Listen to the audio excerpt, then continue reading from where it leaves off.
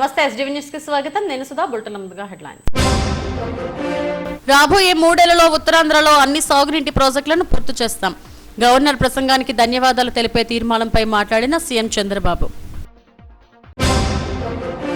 కుర్మన్పాలెం జంక్షన్లో chain snatcher హల్చల్, పట్టుకొని దేహశుద్ధి చేసిన స్థానికులు.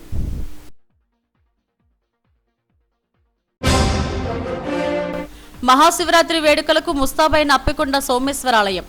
ఈ ఆలయానికి ఎంతో విశిష్టత ఉందన్న అర్చకులు. సమాజంలో ప్రతి ఒక్కరిలో పరమాత్ముడు కొలువై ఉన్నారు. నగర police commissioner Shankhabrata Bagchi.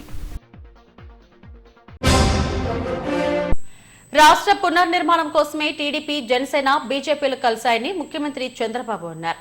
Governor ప్రసంగానికి ధన్యవాదాలు తెలిపే తీర్మానంపై ముఖ్యమంత్రి చంద్రబాబు అసెంబ్లీలో మాట్లాడారు. ఈ తీర్మానాన్ని సభ ఏకగ్రీవంగా ఆమోదించింది. స్పీకర్ అయ్యన్న పాత్రుడు అధ్యక్షతన 2వ రోజు బడ్జెట్ సమావేశాలు జరిగాయి. గవర్నర్ ప్రసంగానికి ధన్యవాదాలు తెలిపే తీర్మానంపై ముఖ్యమంత్రి చంద్రబాబు, డిప్యూటీ సీఎం పవన్ కళ్యాణ్, మంత్రులు, ఎమ్మెల్యేలు సమాధానమిచ్చారు.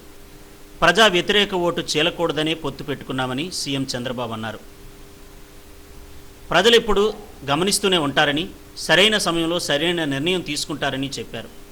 దేశ చరిత్రలో ఎన్నడూ లేని విధంగా 94% స్ట్రైక్ రేట్తో తమను గెలిపించారని ఆయన గుర్తు చేశారు. రాష్ట్రాభివృద్ధికి సహాయం అందిస్తున్న కేంద్రానికి మనస్ఫూర్తిగా అభినందనలు తెలుపుతున్నట్టు ప్రకటించారు. తాము ఎన్నికల్లో ఇచ్చిన హామీల అమలుకు కేంద్రం కూడా బాధ్యత తీసుకుంటుందని చెప్పారు. పెన్షన్ల కోసం 34,000 కోట్ల రూపాయలు ఖర్చు చేస్తున్నామని, దేశంలో ఇంత పెద్ద మొత్తంలో పెన్షన్లు ఇస్తున్న పరిస్థితి ఏ రాష్ట్రంలో కూడా లేదని అన్నారు. ఈ ఏడాది రాష్ట్రంలో 1000 ఏసీ బస్సులను తీసుకొస్తున్నామని చెప్పారు. అసెంబ్లీ కట్టినప్పుడు మీరు చూస్తే ఇక్కడ అసెంబ్లీ రావడానికి కారణం ఎవరంటే, ప్రపంచంలో ఎక్కడా జరగని విధంగా 29,000 మంది రైతులు 33,000 ఎకరాలు భూమి ల్యాండ్ పూలింగ్కి ఇచ్చారు. దిశ ఒక్క పైసా మనం ఇవ్వలేకపోయాం.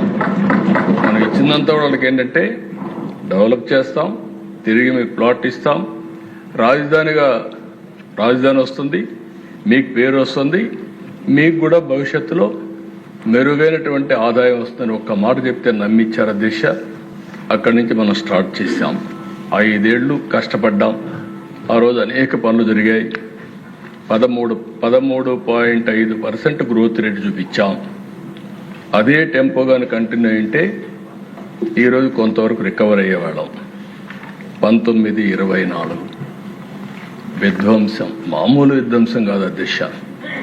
నేను ఒక మాట మాత్రం చెప్పాను, ఇక్కడంతా బూతులు. నా జీవితంలో నేను ఎప్పుడూ కళ్ళనీళ్ళు పెట్టుకోలేదు. ఆ రోజు ఈ అసెంబ్లీలో నాకు జరిగిన అవమానానికి నాలాంటి వాడు కుంగిపోయి కళ్ళనీళ్ళు పెట్టుకున్నానంటే, నాలాంటి వాళ్ళు ఈ రాష్ట్రంలో ఎంతమంది సఫర్ అయ్యారో మనందరం గుర్తుపెట్టుకోవాల్సిన అవసరం ఉంది. ఆడ బిడ్డల్ని ఎక్కడికక్కడ అనూహ్యంగా ఇష్టానుసారంగా మాట్లాడే పరిస్థితి. అది అయిన తర్వాత దిశ మీ అందరికీ ఐడియా ఉంది. కడాను నాకు నోటీస్ ఇవ్వకుండా నన్నే అరెస్ట్ చేయడం. పవన్ కళ్యాణ్ గారు విశాఖపట్నం వెళ్తే ఆయన దిగనీయకుండా తిరిగి హోటల్లో ఉంటే బలవంతంగా పంపించడం. అలాంటి నాయకులు ఇప్పుడు నీతిని మాట్లాడే పరిస్థితికి వచ్చారు. నేను ఒకటే చెప్పాను అధ్యక్ష, నేను ఏ పని చేసినా, మా ఉప ముఖ్యమంత్రి కానీ కుండే వాళ్ళందరూ కానీ ఏ పని చేసినా ప్రజలను దృష్టిలో పెట్టుకొని చేస్తాను తప్ప నాయకుల్ని, పార్టీల్ని దృష్టిలో పెట్టుకొని కాదని మరొక్కసారి మీ ద్వారా ప్రజలందరికీ విజ్ఞప్తి చేస్తున్నాను అధ్యక్ష.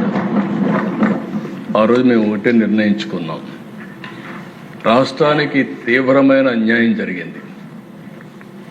అందరం కలిసి ఒక సంకల్పంతో ముందుకు పోతే తప్ప రాష్ట్రాన్ని పునర్నిర్మాణం చేయలేం అనే ఏకైక సంకల్పంతో ఆలోచించాం. నేను ఆ రోజు జైల్లో ఉన్నప్పుడు నాకు బాగా జ్ఞాపకం అధ్యక్ష, పవన్ కళ్యాణ్ గారు, బాలయ్య గారు ఇద్దరు వచ్చారు. వచ్చినప్పుడు పవన్ కళ్యాణ్ గారు బయటపోయి ఏది ఏమైనా ప్రభుత్వ వ్యతిరేక ఓటు ఒకటి కూడా డివైడ్ కావడానికి వీల్లేదు, మేము పొత్తు పెట్టుకుంటామని చెప్పిన వ్యక్తి పవన్ కళ్యాణ్ గారు అని చెప్పని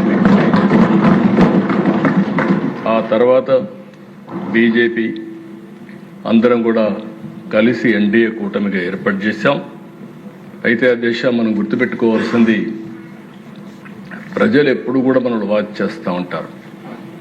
సరైన సమయంలో సరైన నిర్ణయం తీసుకుంటారు. తెలుగుదేశం పార్టీ ఎన్నో విజయాలను చూసాం, కానీ 2024లో స్ట్రైక్ రేట్ మీద చూస్తే 94% దేశ చరిత్రలో మొట్టమొదటిసారిగా ఇంత పెద్ద ఎత్తున అభ్యర్థులు గెలిచింది. నడుస్తున్నాం.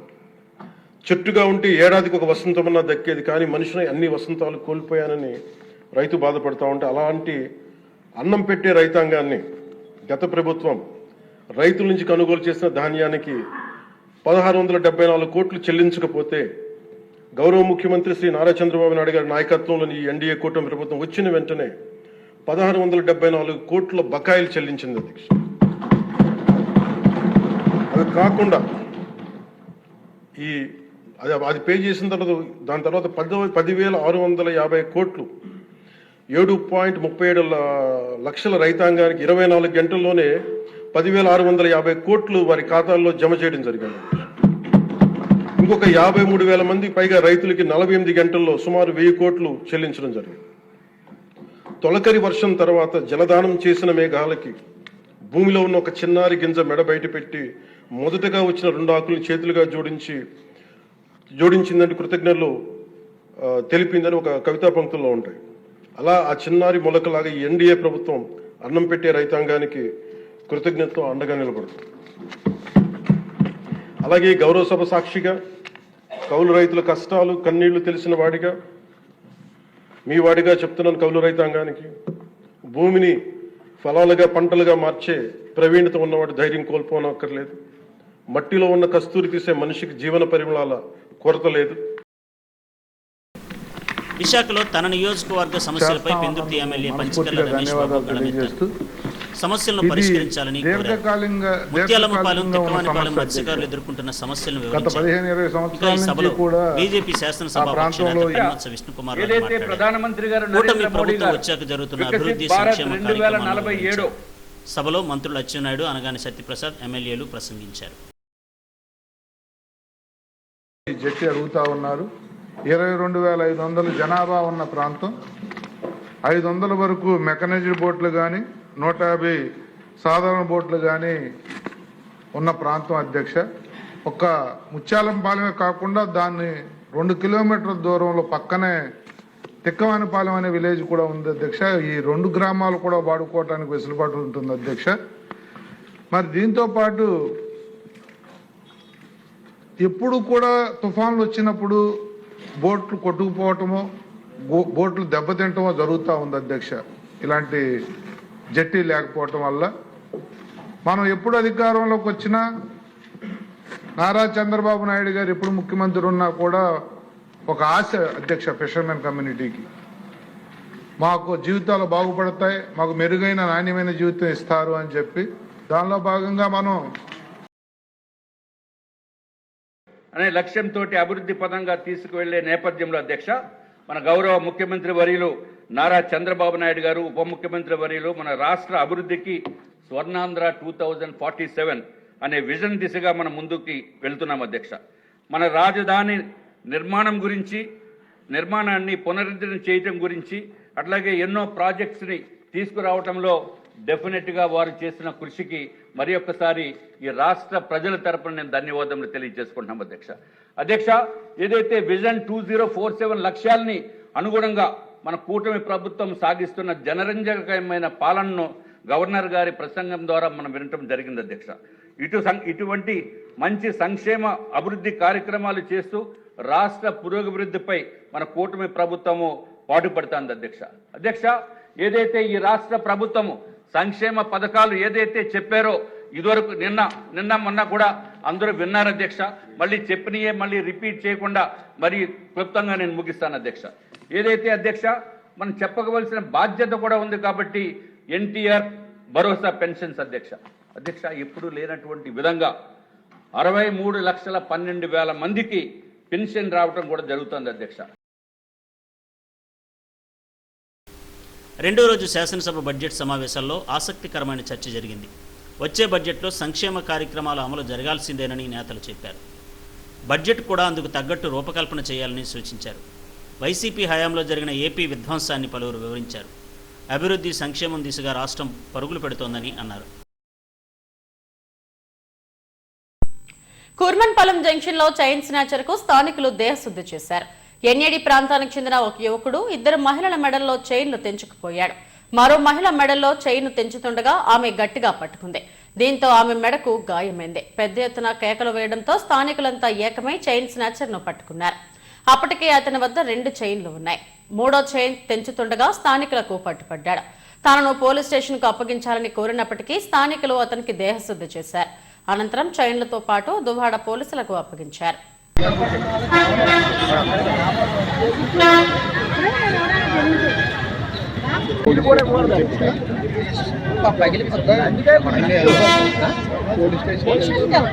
ఇప్పుడు ఇక్కడ ఏ మనుషులు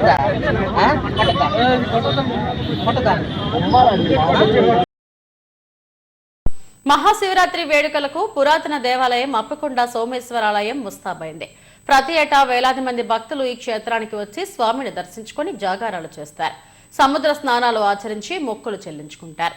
మహాశివరాత్రి రోజున అతిపెద్ద పరస మహోత్సవం కూడా నిర్వహిస్తారు. దక్షిణ భారతదేశంలోనే అత్యధిక శాతం శివాలయాలు అగస్త్య మహర్షితో ముడిపడి ఉంటాయి. ఆయన తరువాత అంతే స్థాయిలో కపిల మహాముని కూడా ఎన్నో శివలింగాలను ప్రతిష్ఠించారని పురాణ గాథలు చెబుతున్నాయి. తిరుపతిలోని ఏడుకొండల స్వామి పాదాల చెంత ఉన్న కపిల తీర్థం ఆయన పేరు మీదే వచ్చింది. కపిలముని భారతదేశమంతా సంచరించి ఆయా ప్రదేశాల్లో శివలింగాలను ప్రతిష్ఠించేవారు. కపిల తీర్థంలోని శివలింగం తరువాత మహర్షి ప్రతిష్ఠించిన మహిమాన్వతి లింగం ఉన్న ప్రాంతం అప్పికొండ. అనుకున్న 101 లింగాలను ప్రతిష్ఠించలేకపోయి నిరాశ చెందిన కపిలుడు తన యాత్రను కొనసాగించారు. తాపసికి ఈ క్షేత్రానికి ఒక లింగం అప్పుగా ఉన్నందున అప్పుకొండ అని పిలిచేవారు. కాలక్రమంలో అప్పికొండగా మారింది. గర్భాలయంలో నేల మీద ఉన్న పానువట్టం మధ్యలో స్ఫటికలింగం రూపంలో సోమేశ్వర స్వామి ఇక్కడ భక్తుల పూజలు అందుకుంటున్నారు. అప్పికొండలో ప్రతి ఒక్కరూ స్వయంగా అభిషేకం నిర్వహించుకునే అరుదైన అవకాశం ఉంది. ఇంతటి ప్రాశస్తి ఉన్న అప్పికొండ సోమేశ్వర స్వామి దేవాలయానికి మహాశివరాత్రి నాడు భక్తులు పోటెత్తుతారు. అప్పికొండ సాగర తీరం జనసంద్రంగా మారుతుంది. ఈ నెల 15న మహాశివరాత్రి వేడుకలకు సర్వం సిద్ధం చేశారు. పెద్ద ఎత్తున భక్తులు తరలి రానున్న నేపథ్యంలో విస్తృత ఏర్పాట్లు చేశారు.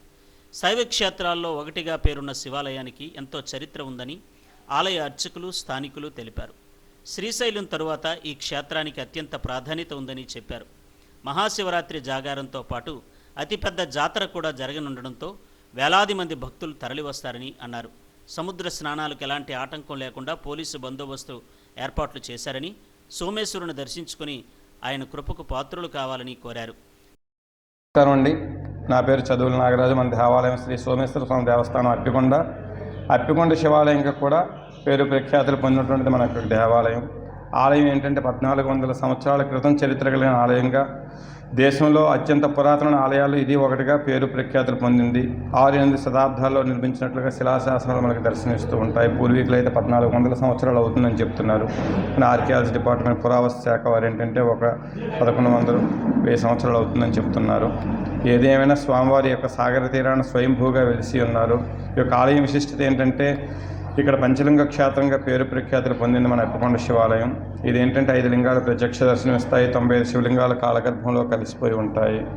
అయితే ఇన్ని శివలింగాలు వెళ్ళడానికి గల కారణం ఏంటంటే సప్తమహర్షులు ఋషి కపిల మహర్షి వారు సూర్యాస్తమయం నుంచి సూర్యోదయం లోపు తను చేసే తపస్సులు 101 శివలింగాలు ఉద్భవింపజేయాలన్న సంకల్పంతో తపస్సు చేయడం జరిగింది. అయితే అందుకుగాను ఆ తపస్సుకు 100 శివలింగాలు వెలిసాయి. 101ది వెలియలేదు. 101ది కూడా వెలిసుంటే దేవాలయానికి కపిల మహర్షి పేరు మీదుగా కపిలకొండగా పేరు ప్రఖ్యాతులు పొంది ఉన్న దేశం నలుమూలల. ఆ ఒక్క శివలింగం వెళ్ళలేదు. లోకం వల్ల మరి అప్పుకు తిరిగినా కూడా ఆయనకి అప్పు పుట్టలేదు. అందుకుగాను అతను కోపోగ్రతులు ఇటువంటిది ఇంకా కపిలకొండగా పేరు పొందకూడదు, అప్పుకొండగానే మిగిలిపోవాలని ఆయన శపించడం జరిగింది. ఆ అప్పుకొండ క్రమేపీ అప్పుకొండగా పిలువబడుతుంది. అయితే స్వామివారు ఏంటంటే ఆయన చేసిన తపస్సులో మొదటి వెలిసిన శివలింగం అంతరాలయంలో ఉంది. దాని తర్వాత మిగిలిన వెలిసినవి 95 కాలగర్భంలో ఆలయ ప్రాంగణంలో భూమిలో కలిసిపోయి ఉంటాయి. 5 4 శివలింగాలు ప్రత్యక్ష దర్శనమిస్తాయి. ఒక శివలింగం విరిగిపోయి ఒక ప్రక్కన ఉంటుంది. ఆనాటి కాలంలోనే విరిగిపోయి ఉంటుంది. అయితే స్వామివారు ఏంటంటే కోరుకున్న వారి కుంగు బంగారమే, ఉత్తరాంధ్ర ఆరాధనమే, మనందరి కోసం సముద్ర తీరాన స్వయంభూగా స్వామివారు వెలిసి ఉన్నారు. అయితే శివరాత్రికి అంగరంగ వైభవంగా ఉత్సవాలు జరుగుతున్నాయి. భక్తులు 50 మంది విచ్చేసి స్వామివారి దర్శనం జరిపించుకుని ఆయన కృపాకటాక్షాలు పొందుతారని మనస్ఫూర్తిగా కోరుకుంటూ. నమస్కారం అండి. నా పేరు మోడేకుర్తి వీరవెంకట సత్యనారాయణ. నేను గత 28 సంవత్సరాలుగా అప్పికొండ మహాక్షేత్రంలో మహాశివరాత్రి పర్వదిన సందర్భంగా సాగర్ తీరంలో స్నానం చేసే భక్తులకు పోలీస్ డిపార్ట్మెంట్ వారి పబ్లిక్ అనౌన్స్మెంట్ సిస్టమ్ ద్వారా ప్రతి సంవత్సరం కూడా స్వచ్ఛందంగా మైక్ ద్వారా సూచనలు సలహాలు అందజేస్తూ నా యొక్క సేవాభావాన్ని అందజేస్తున్నాను. నాకు అవకాశం ఇస్తున్నటువంటి పోలీస్ డిపార్ట్మెంట్ వారికి, ఎండోమెంట్స్ డిపార్ట్మెంట్ వారికి కూడా ప్రత్యేక ధన్యవాదాలు తెలియజేసుకుంటున్నాను. మాది స్వస్థలం తూర్పుగోదావరి జిల్లా అన్నవరం, ప్రస్తుతం కాకినాడ జిల్లా అన్నవరం అన్నమాట. నేను 92వ సంవత్సరంలో విశాఖపట్నం స్టీల్ ప్లాంట్లో జాబ్ రీత్యా వైజాగ్ రావడం జరిగింది. నాకు మొదటి నుంచి కూడా స్వచ్ఛంద సేవ అంటే చాలా ఆసక్తి. ఆ భావంతో కవిగా, రచయితగా, రేడియో టీవీ ఆర్టిస్ట్గా నాకున్న అనుభవంతో ఇక్కడ అప్పికొండ మహాక్షేత్రం నుంచే నా యొక్క అనౌన్సర్గా ప్రస్థానం ప్రారంభించడం జరిగింది. అప్పికొండ క్షేత్రం తర్వాత సింహాచలం, అన్నవరం, శ్రీ కనకమలక్ష్మి అమ్మవారి దేవస్థానం, అరసవిల్లి సూర్యనారాయణ స్వామి దేవస్థానం, ఇలా అనేక క్షేత్రాల్లో ఆయా పర్వదినాల సందర్భంగా పోలీస్ డిపార్ట్మెంట్ వారు, ఎండోమెంట్స్ డిపార్ట్మెంట్ వారి యొక్క పబ్లిక్ అనౌన్స్మెంట్ సిస్టమ్ నుంచి అనౌన్సర్గా భక్తులకు మైక్ ద్వారా సూచన సలహాలు అందిస్తూ కూడా నా యొక్క సేవాభావాన్ని అందజేయడం జరుగుతుంది. ఈ సందర్భంగా అటు పోలీస్ డిపార్ట్మెంట్ వారికి, ఇటు ఎండోమెంట్స్ డిపార్ట్మెంట్ వారికి కూడా నాకు అవకాశం కల్పిస్తున్నందుకు ప్రత్యేక ధన్యవాదాలు తెలియజేసుకుంటున్నాను. శైవ క్షేత్రాల్లో ఒకటైన అప్పికొండ సోమేశ్వర స్వామి దేవస్థానంలో మహాశివరాత్రి అంటేనే ఓ పెద్ద జాతర. జిల్లా నుండే కాకుండా పొరుగు జిల్లాల నుండి కూడా భక్తులు తరలివచ్చి స్వామిని దర్శించుకుంటారు. సమాజంలో ప్రతి ఒక్కరిలో పరమాత్మని చూడగలిగిన వారే ధన్య జీవులని నగర పోలీస్ కమిషనర్ డాక్టర్ శంకరప్రతాప్ బాగ్చి అన్నారు. ప్రెస్ క్లబ్లో మీడియాతో బ్రహ్మకుమారి ఆధ్వర్యంలో నిర్వహించిన మహాశివరాత్రి వేడుకలకు ఆయన ముఖ్య అతిథిగా హాజరై మాట్లాడారు. ప్రతి ఒక్కరిలోనూ పరమాత్ముడు కొలువై ఉంటారని, చేసే పనుల్లో స్వర్గప్రాప్తి, నరకప్రాప్తి ఉంటుందని చెప్పారు. ప్రతి ఒక్కరూ మంచి పనులతో ముందుకు సాగాలని అన్నారు. హిందూ సమాజంలో అందరూ సమానమేనని బీజేపీ జిల్లా అధ్యక్షుడు పరశురామరాజు అన్నారు. ప్రపంచమంతా ఆత్మశక్తితోనే నడుస్తుందని బ్రహ్మకుమారి రామేశ్వరి అన్నారు. అనంతరం టీవీ టూరిజం డైరెక్టర్ మణిమూషన్ ఆదిత్య రూపకల్పన చేసిన పరమశివుడి ప్రత్యేకతతో కూడిన పాటను సిపి ఆవిష్కరించారు. అనంతరం అతిథులకు జ్ఞాపికలు ప్రదానం చేశారు. కార్యక్రమంలో సోమేశ్వరి, సిఐ ఎర్రంనాయుడు, ఎస్ఐ సంధ్య, కార్పొరేటర్ కందుల నాగరాజు, గంట్ల శ్రీనుబాబు తదితరులు పాల్గొన్నారు. దేవుడు పరమశివుడు మీలో ఉన్నారండి, నాలో ఉన్నారండి, మన అందరిలో ప్రతి వ్యక్తి లోపల ఉన్నారండి పరమశివుడు. సో మనం చిన్నప్పుడు నేను నేర్చుకున్నాను, human body is the temple of the living God. అంటే మన శరీరంలోనే దేవుడు ఉంటారండి. సో మనం తప్పుడు పని నుండి దూరంగా ఉంటే, మంచి పనులు చేస్తూ ఉంటే, మీ చుట్టుపక్కల ఉన్న వ్యక్తులు కూడా మీలోనే దేవుడు వాళ్ళకు కనిపిస్తారండి. సో ప్రతి మనిషిలో దేవుడు కూడా ఉన్నారండి, రాక్షసుడు కూడా ఉన్నారండి. మన చేతుల్లో ఉంది. ఆ దేవుడు అందరికీ కనపడాలా, రాక్షసుడు కనపడాలా, ఆ విధంగా మనం ప్రవర్తించాలి. ఇప్పుడు మనకు ఎన్నో అవకాశాలు ఉంటాయి మంచి పనులు చేయడానికి. కొందరికి తక్కువ రావచ్చు, కొందరికి ఎక్కువ అవకాశాలు రావచ్చు, కానీ అందరికీ అవకాశాలు వస్తాయి. ఇప్పుడు మన కార్పొరేట్ గారిని చూడండి, ఆయన ఎన్నో సేవా కార్యక్రమాలు చేస్తున్నారండి. శ్రీనుబాబు గారిని చూడండి, ఆయన సింహాచలం టెంపుల్ కానీ ఎక్కడ మంచి ప్రోగ్రాం కానీ ఆయన వెళ్తూ ఉంటారండి, హెల్ప్ చేస్తూ ఉంటారండి. బ్రహ్మకుమారిలో ఉన్న అక్కాయ సనాతన ధర్మాన్ని స్థాపన చేయడం అంటే అది మనుషుల యొక్క వశం కాదు. సనాతనం అంటే అహింస పరమోధర్మము, సనాతనం అంటే దయ, సనాతనం అంటే దానము, సనాతనం అంటే పవిత్రత, సనాతనం అంటే ధర్మము. అటువంటి అహింస పరమోధర్మాన్ని ఎవరు స్థాపన చేస్తారంటే నిరాకారుడంటే ఆకారం లేదని కాదర్థం. నిరాకారుడనగా జన్మ మరణాలు లేనటువంటి ఆ పరమశివునికే మనం పరమేశ్వరుడు, సర్వేశ్వరుడు, సర్వజ్ఞుడు, సర్వశక్తివంతుడని పిలుస్తాం. భారతదేశంలో 33 కోట్ల దేవీ దేవతల యొక్క వైభవాన్ని మనం పుట్టినరోజులు విజయోత్సవాలు జరుపుకుంటున్న సందర్భంలో ఒక్క పరమేశ్వరుని మాత్రమే, భగవంతుని మాత్రమే కంటితో చూడలేం కాబట్టి వారి యొక్క జన్మదిన మహోత్సవాన్ని, అవతరణ మహోత్సవాన్ని మహాశివరాత్రి రూపంలో జరుపుకోవడమే కాకుండా ప్రతి పండగ నాడు కూడా మనం అత్యంత శ్రద్ధలతోటి భక్తితోటి ఫలహారాలు ప్రసాదాలు తయారు చేస్తాము. అదేవిధంగా ఆహారం చక్కగా భుజిస్తాము, కొత్త వస్త్రాలు ధరిస్తాం. కానీ మహాశివరాత్రి నాడు మాత్రం విభిన్నంగా భక్తులందరూ కూడా ఉపవాస జలాన్ని కూడా విసర్జించి ఆహార పానీయాన్ని వదిలి కేవలము నిద్రని కూడా పూర్తిగా త్యాగం చేసి జన్మకొక శివరాత్రి అంటూ ఆ పరమేశ్వరుడి యొక్క కృపా కటాక్షాన్ని పొందేందుకు ఎంతో భక్తి ప్రపత్తుల్ని ప్రదర్శిస్తూ ఉంటారు. నిజంగా చెప్పాలంటే వ్యసనాల్ని వదలడము, మనలోపల దుర్గుణాన్ని వదిలేందుకే ఈ మహాశివరాత్రి అనేది మనమందరం యథార్థంగా జరుపుకోవాలి. భారత భూమి పైన ఈ సాధారణమైన శివుడి గురించి చెప్పాలంటే అది అంత తక్కువ సమయంలో చెప్పేది కాదు. యావత్ ఈ భూప్రపంచం అంతా, సకల చరాచర సృష్టి అంతా, సూర్యుడు కానీ, చంద్రుడు కానీ, భూమి కానీ, ఆకాశం కానీ, నీరు కానీ, గాలి కానీ అన్నీ కూడా ఆయనే ఈ సాక్షాత్తు ఈ భూమి మీద మరి మనకి శక్తినిచ్చేది కానీ, ఐశ్వర్యాన్ని ఇచ్చేది కానీ, మనం ఆయన్ని నమ్ముకుంటే, ఆయన పాదాలు పట్టుకుంటే మరి ఏ స్థాయిలో ఉంటారో నేను కూడా ఒక నిదర్శనం. మరి ఇవాళ ఆ శివుడి గురించి చెప్పాలంటే ఆనందం అన్నమాట, చెప్పలేకపోతున్నాను. అంత ఆనందమైనటువంటి నాకు చాలా ఇష్టమైన రోజు ఈరోజు. నేను కూడా ఇంటి దగ్గర ఆ అభిషేకాలే పెట్టాను. అటు ఇప్పుడే సుబ్రహ్మణ్యుడు గారు కూడా ఫోన్ చేసి చెప్పారు, అక్కడ బీచ్ రోడ్లో కూడా అక్కడ పూజలు జరుగుతుంటాయి. మరి అక్కయ్య గారి సారథ్యంలో ఎండాడిలో కూడా ఈ కార్యక్రమాలు జరుగుతుంటాయి. East coast railway GM Parameshwar Phankwal Silkajori, Dimili railway స్టేషన్లు, జగదల్పూర్ మైనర్ బ్రిడ్జ్, నూతనంగా నిర్మితమవుతున్న స్టేషన్ భవనం, హెల్త్ యూనిట్లను పరిశీలించారు. పనుల ప్రగతి, కల్పిస్తున్న సదుపాయాలను అధికారులను అడిగి తెలుసుకున్నారు. సిల్కజోరి, దిమిలి స్టేషన్ల మధ్య మలుపు ట్రాక్ పనులను తనిఖీ చేశారు. స్టేషన్ పరిధిలోని చిల్డ్రన్ పార్క్, ప్రైమరీ హెల్త్ సెంటర్లను కూడా ప్రదర్శించారు. గ్యాంగ్ మెన్లతో ముఖాముఖి కనబరిచి ఉత్తమ పనితీరు కనబరిచిన వారికి అవార్డులను ప్రదానం చేశారు. తమ పరిధిలోని స్టేషన్, ట్రాక్లు, బ్రిడ్జిల అభివృద్ధి పనులు శరవేగంగా జరుగుతున్నాయని జీఎం పరమేశ్వర్ ఫంక్వాల్ తెలిపారు. పలు స్టేషన్లలో జరుగుతున్న అభివృద్ధి పనుల నాణ్యతను పరిశీలించామని అన్నారు. ప్రయాణికులకు మెరుగైన సౌకర్యాలు కల్పించడంతో పాటు భద్రతకు ప్రాధాన్యతనిస్తున్నామని వెల్లడించారు. अभी मैं नहीं बताऊंगा क्योंकि अभी कार्य निर्माणाधीन है। हम लोग कई बार निरीक्षण करते हैं। निरीक्षण का उद्देश्य ये होता है कि क्या और इसको बेटर किया जा सकता है, तो उसके ऊपर कई सारे बिंदु हैं कि जिसको हम कैसे और बेहतर कर सकते हैं, ताकि यहाँ पे जो यात्रियों की सुविधा है, हमारे दिव्यांगजन यात्री हैं या जो दूसरे यात्री हैं, उनकी सुविधाओं को हम किस तरह से और बेहतर बना सकें, उसके ऊपर हुआ।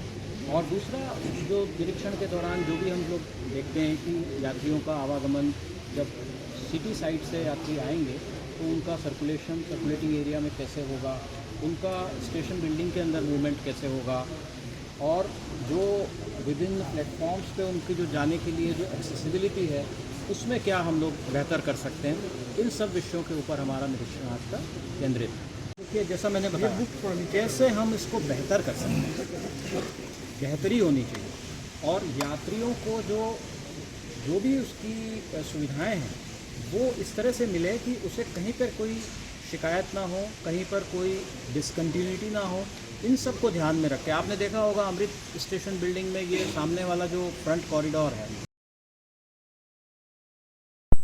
కేంద్ర మాజీ మంత్రి డాక్టర్ టి సుబ్బరామరెడ్డి ఆధ్వర్యంలో ఈ నెల 15వ తేదీన ఆర్కే బీచ్ లో 41వ మహాకుంభాభిషేకాన్ని నిర్వహిస్తున్నట్టు భారత యజ్ఞపీఠం ప్రతినిధి, ఉత్సవ కమిటీ నిర్వాహకుడు చంద్రశేఖర్, తెలుగు శక్తి అధ్యక్షుడు బివి రాములు తెలిపారు.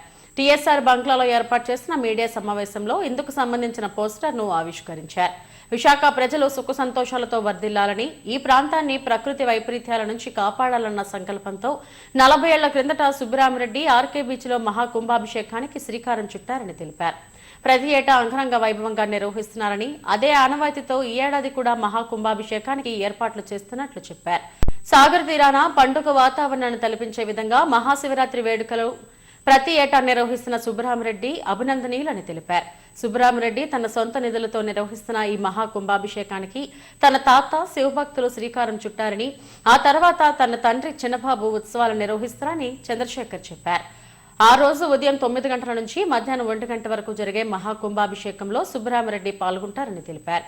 సాయంత్రం 5 గంటలకు ఆధ్యాత్మిక సభ ఉంటుందని వెల్లడించారు. ఈ సమావేశంలో జనసేన నాయకులు బెహారా భాస్కర్ రావు, వైసీపీ నాయకురాలు రమణీ కుమారి, టీఎస్ఆర్ కార్యదర్శి బాషా తదితరులు పాల్గొన్నారు.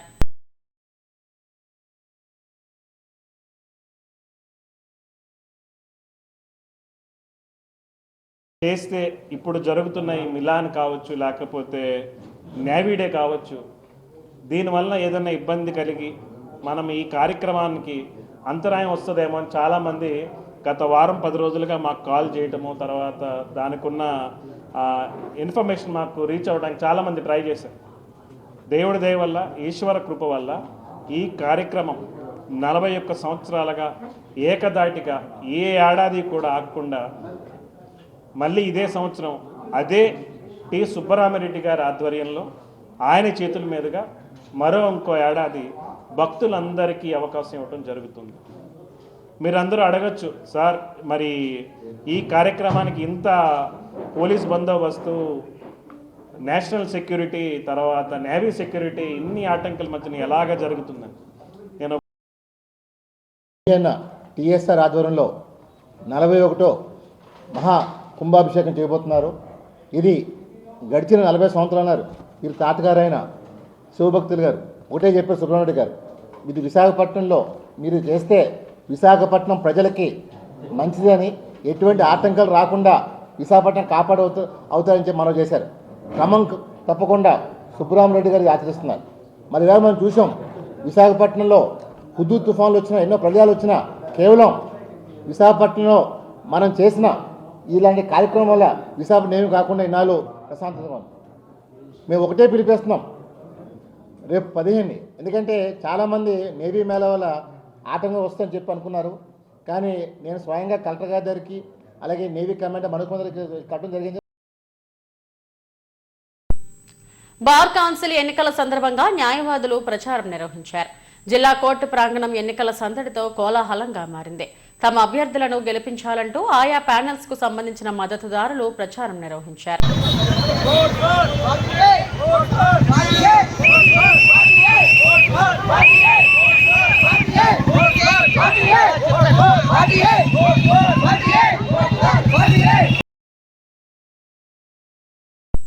డ్రగ్స్ ను వ్యతిరేకిస్తూ డివైఎఫ్ఐ ఆధ్వర్యంలో ర్యాలీ నిర్వహించారు. కంచరపాలెం ఊర్వశి జంక్షన్ నుంచి కంచరపాలెం మెట్ట వరకు ర్యాలీ సాగింది. రాష్ట్ర కార్యదర్శి రామన్న ఆధ్వర్యంలో ర్యాలీ చేపట్టారు. రోజు రోజుకు పెరుగుతున్న మాదక ద్రవ్యాలను అరికట్టేందుకు ప్రభుత్వం కఠిన చర్యలు తీసుకోవాలని డిమాండ్ చేశారు. జిల్లాలో గంజాయి మాఫియాను అరికట్టేందుకు ప్రతి ఒక్కరూ కృషి చేయాలన్నారు. యువతను లక్ష్యంగా చేసుకుని విచ్చలవిడిగా గంజాయి మాఫియా రెచ్చిపోతుందని ఆందోళన వ్యక్తం చేశారు. ప్రభుత్వం కొంతమంది పోలీస్ అధికారులు చూసి చూడనట్టుగా వ్యవహరిస్తున్నారని మండిపడ్డారు. ర్యాలీలో ఎస్ఎఫ్ఐ నాయకులు తరుణ్, డివైఎఫ్ఐ జిల్లా అధ్యక్షుడు రాజు, ఉపాధ్యక్షుడు శ్రావణ్ తదితరులు పాల్గొన్నారు.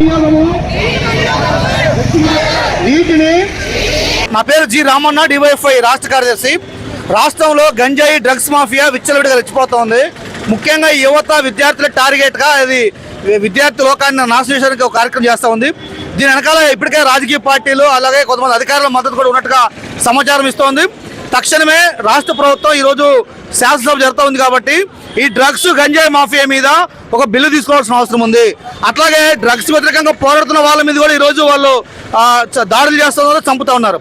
నెల్లూరులో డివైఎఫ్ఐ నాయకుడు పెంచలేనటువంటి కార్యకర్త డ్రగ్స్ వ్యతిరేకంగా గంజాయి వ్యతిరేకంగా పెద్ద పోరాటం చేస్తే ఆయన దారుణంగా 2 నెలల క్రితం చంపేశారు. ఇప్పటిదాకా కుటుంబాన్ని కనీసం ప్రభుత్వం పట్టించుకున్న పాపాన్ని కూడా పోలేదు. అందుకనే రాష్ట్ర ప్రభుత్వం స్పష్టంగా యువతరాన్ని కాపాడతారా లేదా, డ్రగ్స్ మాఫియాను మాదక ద్రవ్యాలు అరికట్టకపోతే ఈ రాష్ట్రం మరింత అన్యాయం గురవుతా ఉంది. ఈ యువత నాశనం అవుతా ఉంది. యువతను కాపాడుకోవాల్సిన బాధ్యత ఉంది. అట్లాగే తల్లిదండ్రులు కూడా పిల్లల పట్ల అప్రమత్తంగా ఉండాల్సిన అవసరం ఉంది. యువతకు మేము పిలిపిస్తున్నాం డివైఎఫ్ఐ ఎస్ఎఫ్ఐగా, ఈ దేశ భవిష్యత్తు మనది. ఈ దేశాన్ని కాపాడుకుందాం. ఉద్యోగాల కోసం, ఉపాధి కోసం కొట్టాడదాం తప్ప ఈరోజు మతోన్మాద గలాట్లలో కానీ అట్లాగే మత్తు పదార్థాలకు బానిస కావద్దని చెప్పి మేము విజ్ఞప్తి చేస్తున్నాం. ఉపాధ్యాయుల సమస్యలను పరిష్కరించాలని ఎస్టీయూ ఆధ్వర్యంలో జీవీఎంసీ గాంధీ విగ్రహం ఎదుట ధర్నా నిర్వహించారు. రాష్ట్ర ఉపాధ్యాయ సంఘం పిలుపు మేరకు ఈ ధర్నా చేపట్టామని యూనియన్ అధ్యక్షులు లలిత్ కుమార్, ప్రధాన కార్యదర్శి పైడిరాసులు తెలిపారు. మేనిఫెస్టోలో ఇచ్చిన హామీలు తక్షణమే అమలు చేయాలని, 12వ వేతన సవరణ సంఘాన్ని అమలు చేయాలని కోరారు. 80% మధ్యంతర వృత్తి, డిఏలు చెల్లించి ఉపాధ్యాయుల ఆర్థిక బకాయిలను కూడా తక్షణమే చెల్లించాలని డిమాండ్ చేశారు. ఉపాధ్యాయులపై ఒత్తిడి తగ్గించి బోధనేతర పనులను అప్పగించొద్దని కోరారు. సిపిఎస్ ను రద్దు చేసి ఓపీఎస్ ను అమలు చేయాలని డిమాండ్ చేశారు.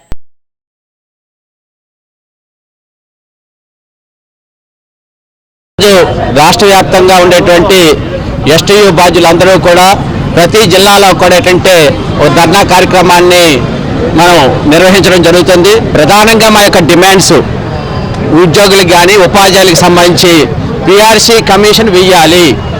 ఆ కమిషన్ యొక్క రిపోర్టు సమర్పించడానికి ఇంచుమించు 2 సంవత్సరాలు పడుతుంది.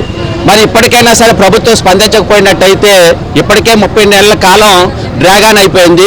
ఇంకా టైం తీసుకున్నట్టయితే ఒక పిఆర్సీ కాలాన్నే పూర్తిగా ఉద్యోగ ఉపాధ్యాయులు నష్టపోయే ప్రమాదం ఉంది. కాబట్టి దయచేసి ముఖ్యమంత్రి గారు కానీ ప్రభుత్వం కానీ వెంటనే స్పందించి ఖచ్చితంగా పిఆర్సీ కమిషన్ వేయాలని చెప్పేసి మేము కోరుతూ ఉన్నాం. రాష్ట్రంలో మిగిలిన ప్రజానీకంతో పాటు కోటి ఆశలతో కూటమి ప్రభుత్వాన్ని గద్దెనెక్కించడంలో ఉద్యోగ ఉపాధ్యాయ కార్మిక వర్గాల యొక్క పాత్ర కూడా అందరికీ విదితమే. వారెంత కృషి చేశారు, గత ప్రభుత్వ విధి విధానాలపై ఏ విధమైనటువంటి తిరుగుబాటు చేశారన్నది అందరికంటే చక్కగా బాగా మీడియా మిత్రులతో పాటు ఇప్పుడు పాలకులకు కూడా బాగా తెలుసు. అంత ఇష్టపడి అంత కోటి ఆశలతో గద్దెనెక్కించిన తర్వాత నేటికి 20 నెలలు పూర్తయి 21వ నెలలో ఉన్నప్పటికీ కూడా ఉద్యోగ ఉపాధ్యాయ కార్మిక వర్గాల యొక్క ఏ ఒక్క సమస్యని కూడా ప్రభుత్వం అడ్రస్ చేయకపోవడం అనేది చాలా శోచనీయం అండి.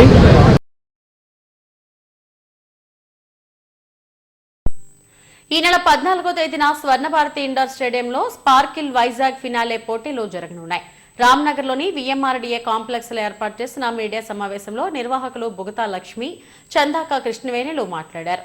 ఈ పోటీలు కేవలం బాహ్య సౌందర్యానికే కాకుండా అభ్యర్థుల తెలివితేటలు, సామాజిక స్పృహ, ఆత్మవిశ్వాసానికి పరీక్షగా నిలుస్తాయన్నారు. భారతీయ సంస్కృతిని ప్రతిబింబించేలా సాంప్రదాయ దుస్తులతో ర్యాంప్ వాక్, నృత్యం, సంగీతం వంటి కళా నైపుణ్యాల ప్రదర్శన ఉంటుందన్నారు. ఏపీలోని మోడలింగ్ ఔత్సాహికులకు జిల్లా స్థాయి నుండి అంతర్జాతీయ స్థాయికి తీసుకెళ్లేందుకు తాము కృషి చేస్తున్నట్టు తెలిపారు. ఈ సమావేశంలో ససిరేఖ, కొరియోగ్రాఫర్ బాగి తదితరులు పాల్గొన్నారు. పాత్రికేయ మిత్రులందరికీ నిజంగా థ్యాంక్ యూ సో మచ్ అండి. మీరు ఇంత దూరం నుంచి వచ్చి కవర్ చేయడానికి వచ్చారు. Thank you so much. మీ సపోర్ట్ చాలా మర్చిపోలేంది. అలాగే నాకు సపోర్ట్ చేయడానికి వచ్చిన ప్రతి ఒక్కళ్ళు పార్టిసిపెంట్స్ అండ్ వాళ్ళ వెల్ విషర్స్ కూడా థ్యాంక్ యూ సో మచ్. అలాగే మన వైజాగ్లో elite miss old miss teen mister and మిస్సెస్కి సంబంధించిన స్పార్కిల్ వైజాగ్ 2025 కాంపిటీషన్ చేస్తున్నాము. ఆడిషన్స్ కంప్లీట్ చేశాము. ఆడిషన్స్తో పాటు సెమీఫైనల్ కంప్లీట్ చేసుకొని వీళ్ళందరూ వైజాగ్ నుంచి వచ్చిన టాప్ కంటెస్టెంట్స్ ఫైనల్కి చేరుకున్నారు. రేపు అనగా February 14th ఫైనల్ జరగబోతుంది. ఈవినింగ్ 4 o'clockకి స్వర్ణభారతి స్టేడియంలో రేపు ఈవినింగ్ 4 o'clock నుంచి ఫైనల్ జరగబోతుంది. షో కోసం మేము చాలా కష్టపడ్డాము 2 months నుంచి.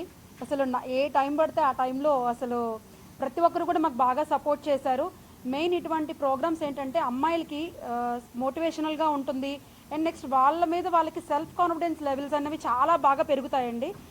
మేము ఓన్లీ ఈ ఫ్యాషన్ షోతో పాటు కాకుండా ఇంకా దాంతోపాటు ఆర్గనైజ్ వాళ్ళకి కూడా కొంచెం సోషల్ కాజ్ ఈవెంట్ కూడా ఇందులో మేము మిక్స్ చేసి చేయడం జరుగుతుంది. సో దయచేసి అందరూ మాకు సపోర్ట్ చేయండి. ఇంకా ఎవరికైనా పార్టిసిపేట్ చేయాలని ఇంట్రెస్ట్ ఉంటే వైల్డ్ కార్డ్ ఎంట్రీ ద్వారా కూడా ఇంకా తీసుకోవడం జరుగుతుంది. మేము ఎవ్రీ ఇయర్ కూడా ఫ్యాషన్ డిజైనింగ్లో చాలామంది పిల్లలు నా దగ్గర ట్రైనింగ్స్ అయ్యి బొటిక్స్ అవి ఓపెన్ చేసుకొని ఉన్నారు. మేము ఎప్పుడు కూడా ఫ్యాషన్ షోస్ అవి కూడా చేస్తూ ఉంటాం. అది designers fashion shows. The first time మాకు సన్నీ గారు వచ్చి మాకు సపోర్ట్ చేయమని అడిగారు. అంటే మేమిద్దరం కొలబరేట్ అయ్యాము. ఎందుకంటే modelling institute and designer institute రెండు కలిస్తే ఏంటనేది చూపించాలనే మేము వైజాగ్లో ఫస్ట్ టైం మేము ఈ ప్రోగ్రామ్ చేస్తున్నాము. అయితే ఆల్రెడీ వాళ్ళు నెల్లూరు అండ్ హైదరాబాద్ ప్రతి దగ్గర వాళ్ళు చేసుకొని ఈ ఫైనల్కి మన వైజాగ్ని సెలెక్ట్ చేసుకున్నారు. అంటే మన వైజాగ్ వాళ్ళు చాలా అదృష్టవంతులే. హెడ్లైన్స్ మరోసారి. రాబోయే 3 ఏళ్లలో ఉత్తరాంధ్రలో అన్ని సాగునీటి ప్రాజెక్టులను పూర్తి చేస్తాం. గవర్నర్ ప్రసంగానికి ధన్యవాదాలు తెలిపే తీర్మానంపై మాట్లాడిన సీఎం చంద్రబాబు. కుర్మన్పాలెం జంక్షన్లో చైన్ స్నాచర్ హల్చల్, పట్టుకొని దేహశుద్ధి చేసిన స్థానికులు.